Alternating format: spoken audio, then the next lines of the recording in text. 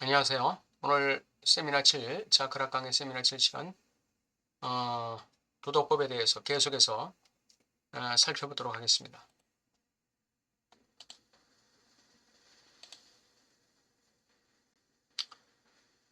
세미나 7, 정신분석의 윤리, 도덕법에 대해서 윤리적 원칙이 의식에 강요되거나 전의식에서 벗어나 계명으로 나타날 때 윤리적 원칙이 의식에서 강요되거나 전의식에서 벗어나 계명으로 나타날 때 공식화되는 방식은 프로이드가 도입한 두 번째 원칙, 즉 현실 원칙과 가장 밀접한 관계가 있다 그랬습니다. 그러니까 도덕윤리라는 거, 윤리적 원칙이라는 거, 이것은 쾌락 원칙과도 관계가 되지만 윤리 원칙과 현실 원칙과 굉장히 관련이 깊다 이렇게 얘기하고 있습니다. 물론 현실 원칙도 쾌락 원칙의 연장선상에 있는 것이죠. 락강이 말하는 현실에는 세 종류의 현실이 있다. 첫째는 객관적 현실로서의 현실, 그냥 우리의 현실입니다. 환경적 현실. 둘째는 무의식적 현실이다. 언어로 구조화된 무의식적 현실.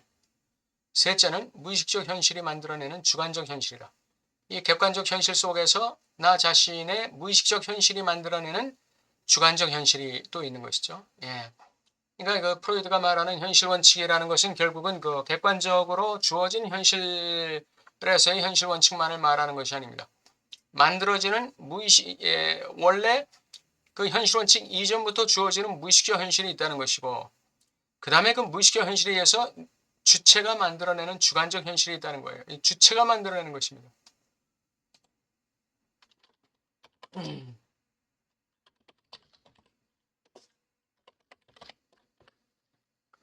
주체가 만들어내는 주관적 현실이 이게 있는 거예요. 자, 현실 원칙은 쾌락 원칙의 변증법적 상관물이다. 서로 참조하는 것이죠. 쾌락 원칙은 현실 원칙을 참조하는 것이고, 현실 원칙은 또한 쾌락 원칙의 그 근원적인 어떤 그 주의상수를 참조하는 것이죠. 현재 현실의 기호를 전달하는 것을 실제로 조사하는 주체가, 객관적 현재 현실의 기호를 전달하는 것을 실제로 조사하는 주체가 쾌락 원칙 수준에서 반복에 의해 유발되는 표상의 기만적 출현, 쾌락 원칙 수준에서 반복에 의해 유발되는 표상의 기만적 출현. 이 표상은 대상이 나에게 제시하는 어떤 그 이미지예요. 사물이 근원적 사물이 상실의 그 대상이라고 보는 근원적 사물이 나에게 제시하는 이미지, 이것이 표상입니다. 이것을 우리가 소위 말하는 환상의 표상이라고 얘기하는 것입니다. 환상 속의 표상, 환상 속의 대상. 이것을 올바르게 조정할 수 있는 시스템 수준에서만 기능하지는 않는다. 뭐가? 현실 원칙이. 주체가 쾌락 원칙의 수준에서 반복에 의해서 유발되는 표상의 기만적인 출현을 올바르게 조정할 수 있는 시스템 수준. 이게 어떤 수준이냐? 이게 지각의식 수준입니다.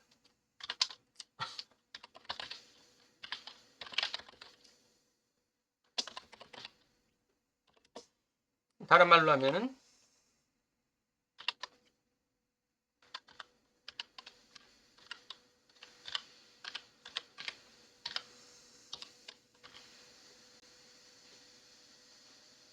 Wahrnehmungsbewusstsein.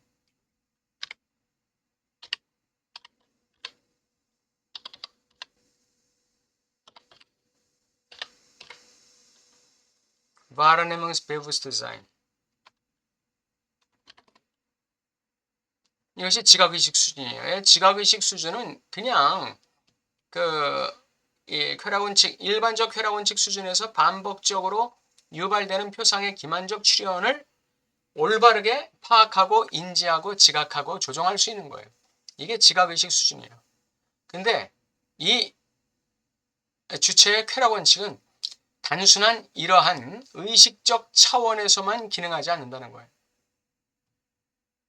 현실원칙 마찬가지. 현실원칙 마찬가지로 이러한 지각의식 수준에서만 기능하지 않는다는 것이죠. 즉 주체의 쾌락원칙은 단순히 지각의식 시스템 수준에서 현실을 조정하는 수준에 그치지 않는다. 쾌락원칙 그것은 더 나간다. 무의식적 현실은 이미 구조화되어 있고 언어처럼 구조화되어 있는 것이죠. 그의 경험에서 항상 같은 장소로 되돌아오는 어떤 것으로 나타나는 존재로서 인간과 마주하고 있다. 그의 경험에서 항상 같은 장소로 되돌아오는 어떤 것, 이게 바로 대상이죠. 환상 속의 대상.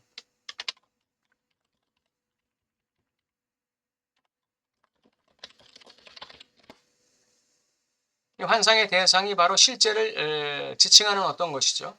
예. 우리가 실제가 뭔지를 모르기 때문에, 나의 근원적 상실을 가리는 실제가 뭔지를 모르기 때문에 반드시 실제가 제시하는 그 표상을 통해서 우리는 환상의 대상을 띄우게 돼 있어요. 그 표상을 통해서.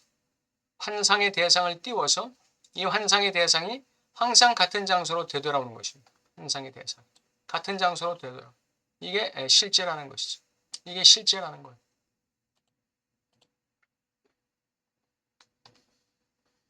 그러니까 실제를 마주할 수 있어야 돼요. 실제를 마주할 수 있어야 돼요. 무의식적 실제의 반영물로서의 다스팅. 무의식적 실제의 무의식적 결여를 메우고 있다고 가정된 이 실제, 이 궁극적인 어떤 대상으로서의 실제죠. 이것의 반영물로서의 다스팅이라고 그랬어요. 아까 그 표상이 다스팅을 형성한다고 그랬죠. 이 다스팅은 주체가 행동하기를 강요하면서 항상 같은 장소에 되돌아온다. 어떤 행동을 하기를 강요하는 것일까요? 욕망의 변증법을 돌리기를 강요하는 것이죠. 실제를 지향하는 행동을 할 것을 강요하는 것이죠. 그러면서 항상 같은 장소로 되돌아오는 거예요. 그래서 욕망의 변증법이 끊임없이 일어나게 만드는 것이죠. 이는 무의식의 실제 회귀라고 말할 수 있다. 별이 같은 장소에 되돌아오는 것은 농부로 하여금 할 일을 강요하게 하는 것으로 볼 수 있다. 별이 항상 같은 장소로 되돌아온다든지, 달이 일식 월식을 하고 또 만조 간조를 이루는 것은 바로 달의 지구와의 거리에 의해서 결판나는 것이죠. 그것을 항상 회귀하는 거예요. 그는 뭔가 이 지구상에서 농부로 하여금 또는 어부로 하여금 할 일을 강요하게 하는 것이죠. 할 일을 강요하게 하는 거예요.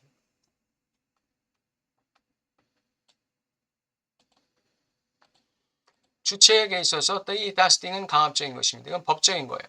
이건 법적인 거예요. 이건.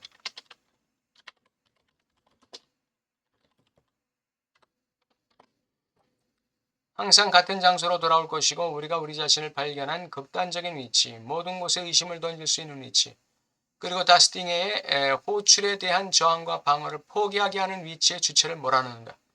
우리가 우리 자신을 발견하는 극단적인 위치라는 것. 이게 이제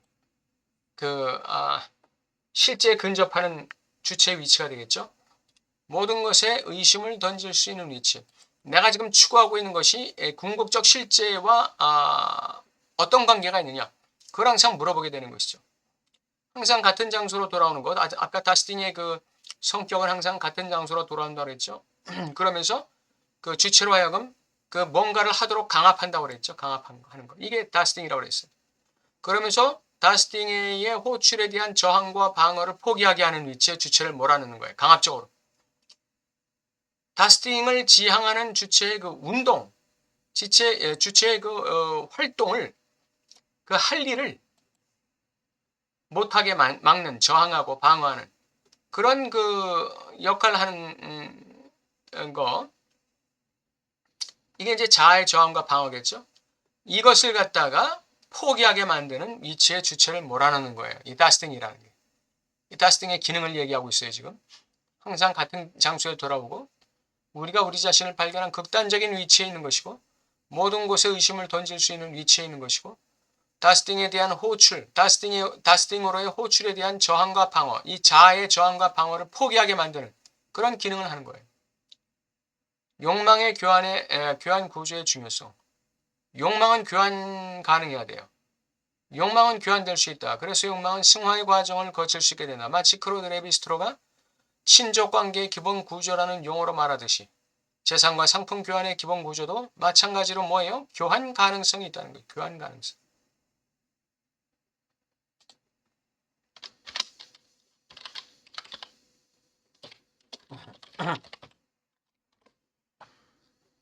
인간이 자신을 기호, 단위 또는 규제된 교환의 대상으로 변형시키는 것은 이러한 구조의 결과이다.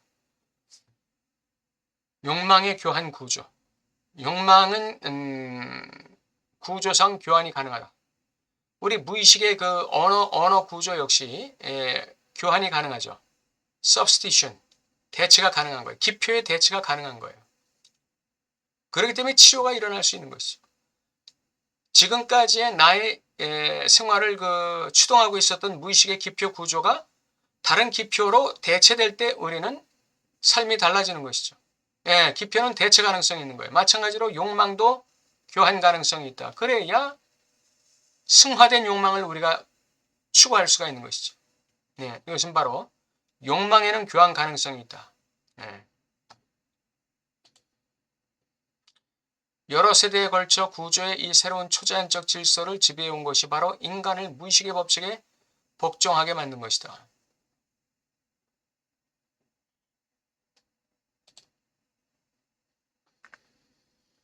욕망의 교환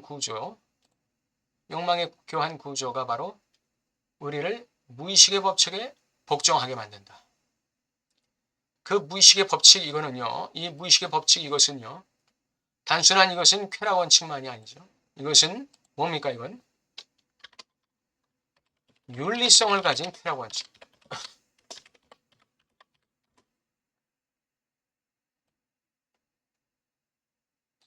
이건 윤리성을 가진 쾌락 원칙. 이게 무의식의 법칙입니다.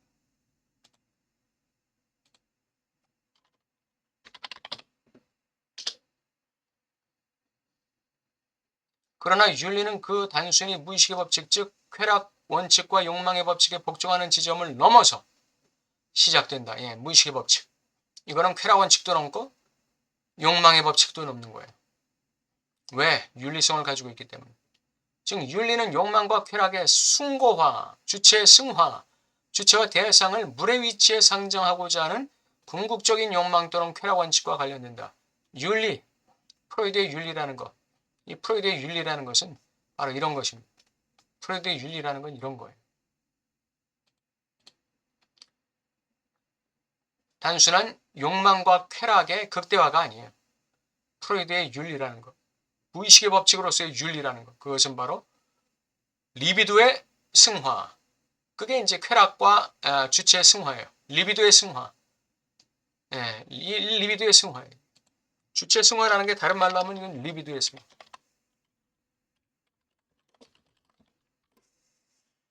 주체와 대상을 물의 위치에 상정하고자 하는 궁극적 욕망 또는 쾌락 원칙과 관련된다. 여기서 말하는 쾌락은 주의상스가 되겠죠. 주체가 사회구조 속에서 무의식적으로 추구했던 그 선에 대해 질문을 던지는 순간 윤리는 시작된다. 주체가 사회구조 속에서 이 상징계 속에서 무의식적으로 추구했던 그 선에 그러니까 사회구조가 강요한 선이죠. 사회구조가 강요한 선에 대해서 질문을 던지는 순간부터 주체의 윤리는 시작되는 거죠.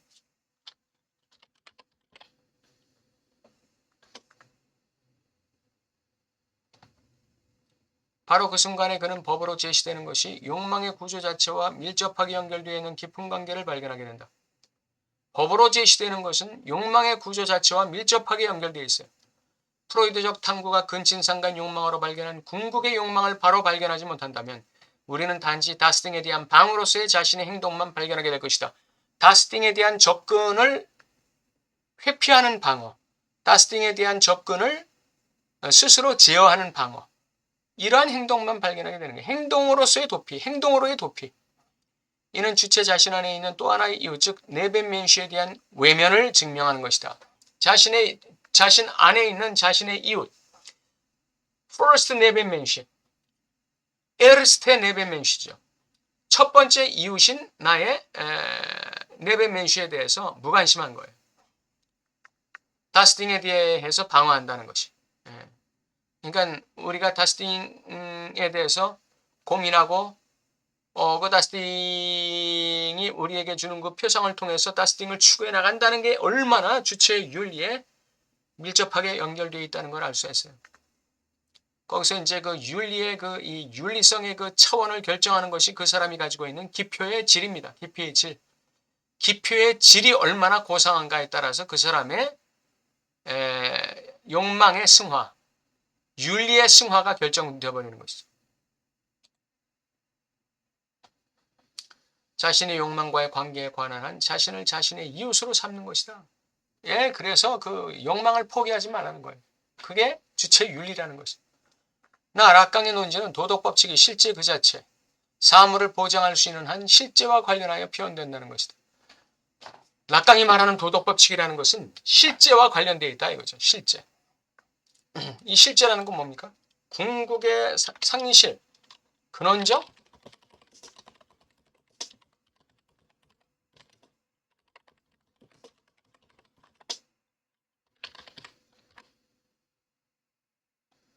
근원적 상실을 보상하리라 가정된 궁극의 대상이에요.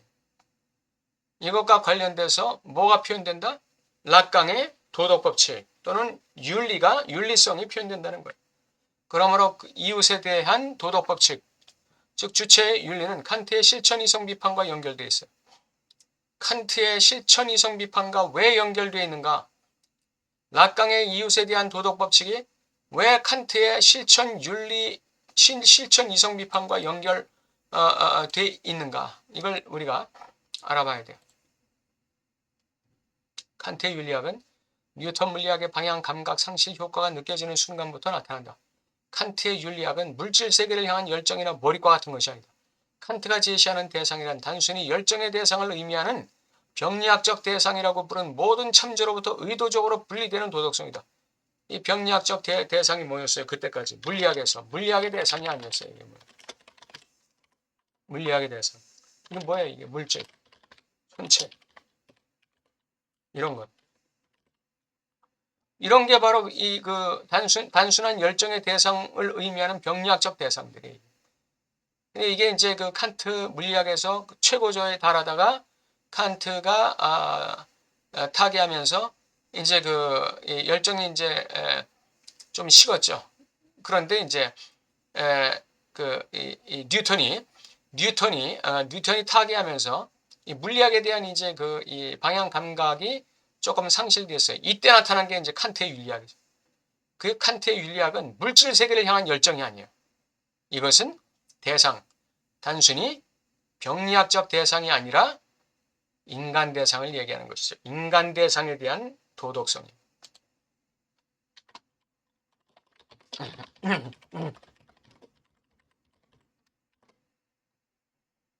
도덕적 행동에 대한 유일한 정의는 칸트에 의해 잘 알려진 공식에서 표현된다. 즉, 당신의 의지의 준칙이 항상 모든 사람에게 유효한 법의 원칙으로 받아들여지도록 행동하십시오. 이 칸트의 도덕률은 정확히 성경에 근거하고 있어요. 마태복음 7장 12절. 그러므로 무엇이든지 남에게 대접을 받고자 하는 대로 너도 남을 대접하라. 이것이 율법이요 선지자다. 이렇게 예수님께서 말씀하셨습니다. 모든 철학과 모든 그 정신과학들은 모조리 다 성경에서 나오는 것입니다. 성경을 따라서 나오든지 아니면 성경의 역행에서 나오든지 모조리 인간의 모든 지식들은 성경에서 나오는 것입니다. 칸트의 도덕률은 선의지, 구테 빌레, 선의지가 어떤 유익한 행동, 이게 일반적인 의미의 윤리적 행동이에요. 이것과도 구별되는 것으로 상정된다는 역설로 이어진다. 칸트의 도덕률은. 이거 보세요. 칸트의 도덕률. 당신의 의지의 준칙이 항상 모든 사람에게 유효한 법의 원칙으로 받아들여지는 행동하죠. 너에게 적용되는 의지의 준칙이 다른 사람에게도 공히 적용되게 만들어라 이거죠. 이게 바로 성경 마태복음 7장 12절에 근거한 것입니다.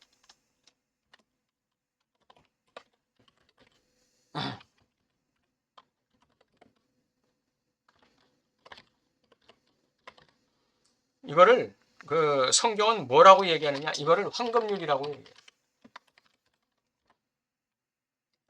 모든 율법과 선지자를 대표하는 게 이 계명이에요. 모든 율법과 선지자를 대표하는 게 이거예요. 이걸 황금률이라고 합니다. 칸트의 도덕률은 단순한 선의지가 단순한 유익한 행동, 즉 윤리적 행동을 위해서만 뿜어져 나오는 게 아니에요. 또한 하나의 과학으로서의 정신분석의 윤리는 이 경륜을 텍스트로 참조하는 데 실패해서는 안 된다.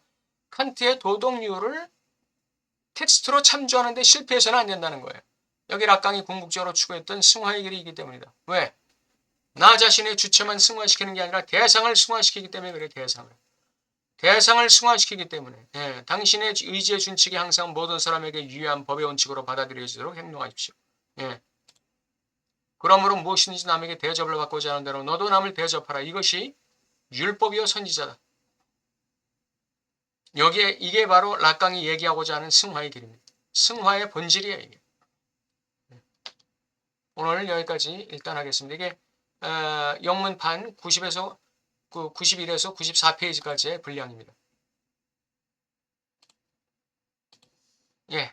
오늘 도덕법에 대해서 이 대상의 이 위상과 기능에 대해서 오늘 강조되었었고, 이 대상은 바로 우리에게 주체의 윤리를 강요하는 어떤 것이라는 거, 어떤 주체의 윤리를 강요하는 어떤 것으로 기능한다는 거, 그걸 배웠고, 그 도덕법이라는 건 결국 이 칸트와 프로이드의 보에스파 조리 베르덴이라는 프로이드의 명제에 근거해서 락강이 그 자신의 주체의 윤리를 갖다가 제시하는 것이다. 그 근거는 바로 칸트와 프로이드에게 있다.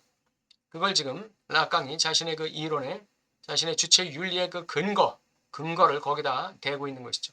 그것은 결국은 성경 말씀과 근원적으로 연결되어 있다 하는 걸 오늘 칸트가 얘기하고 있는 것입니다. 오늘 여기까지 하겠습니다. 칸트가 얘기하는 게 아니라 락강이 얘기하고 있는 것이죠. 감사합니다.